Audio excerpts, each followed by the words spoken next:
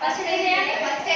First palm to palm తెలుసా అందరికి? Hand wash techniques చేయండి ఒకసారి. Next back of the palm. Next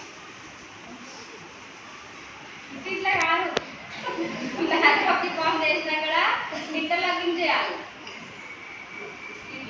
next knuckles ఇట్లా క్లీన్ చేసుకోవాలి. ఇలా మైలు ఉంటుంది కదా, మట్టిలో ఆడుకుంటాము, బయట తిరుగుతాము, స్వెట్టింగ్ ఉంటుంది, ఇవన్నీ చేసినా కూడా ఇల్లు ఉంటాయి క్రిములు. ఫస్ట్ ఇవి క్లీన్ చేసుకోవాలి.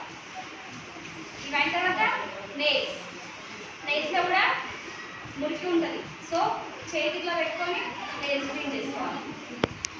2 హ్యాండ్స్ చేయాలి.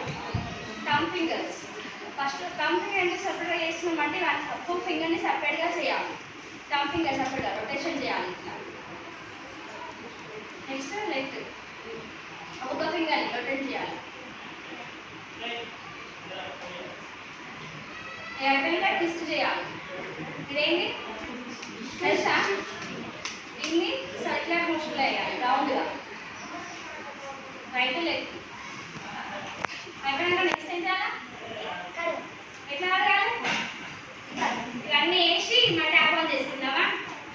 ట్యాప్ ఆన్ చేస్తారు, వెళ్ళిపోతూనే ట్యాప్ ఆన్ చేయాలి. ఓకే, ఇట్లా వెళ్తుంది ట్యాప్ ఆన్ చేసి క్లీన్ చేసుకోవాలి. హ్యాండ్స్ క్లీన్ చేసి వెళ్ళుకొని ఆఫ్ చేసేయాలి. ఓకేనా?